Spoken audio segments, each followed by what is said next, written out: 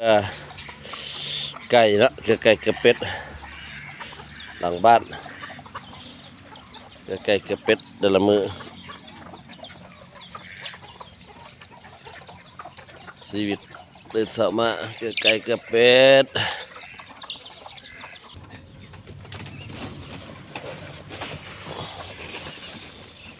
เกือบเป็ดลาบวันนี้ปล่อยออกนอกยังอะไรเนี่ยอนุบาลอยู่อนุบาลอยู่พี่น้องเลยคิดว่าเมื่อเดือนนี้ยังสิปล่อยออก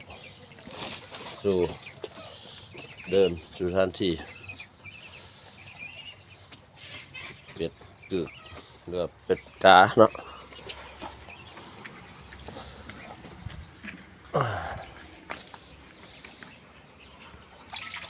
แล้วก็ยังเลี้ยงปลาด้วยพี่น้องเลยเลี้ยงปลาเป็นปลาเข็งธรรมชาติปลาดุกธรรมชาติเนาะแล้วก็มีกบน้ำเลี้ยงใส่กระสังบกน้ำคือว่าจากบกมันนี่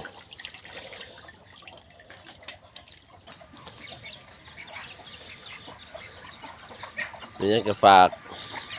ติดตามซ่องถ่ายทุกเรื่องแล้วก็ดันซ่องให้เด้อพี่น้องเด้อดันซ่องให้แน่ มีไก่ป่านั่นนะพี่น้องเลี้ยงไก่ป่ามี2 ตัวพอได้คันให้ฟังอันนี้ไก่ตีอันนี้ไก่ลูกซอดไก่ลาดไก่บ้านๆครับแล้วก็ยังมีไก่น้อยฝากดันซ่องอันนี้เด้อพี่น้องเด้อเข้ามาในคอกไข่ยังมีไก่ซุ่มน้อยไก่น้อยยังซุ่มอีกยังจำนวนหลายตัวเกิดใหม่เดี๋ยวเขาเพิ่นก่อนแล้วก็อนุบาลไว้ซุ่มนี้อนุบาลประมาณ30 ปลายตัวอนุบาลไว้ตัวนี้ก็ประมาณ10 ปลายตัวนี่แหละแม่นี่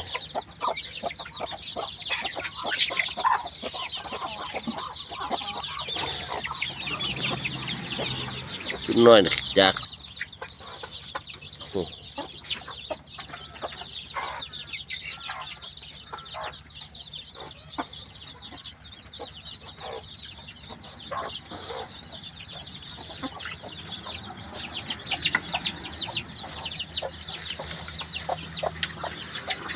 ก็ยังลายหั่งอยู่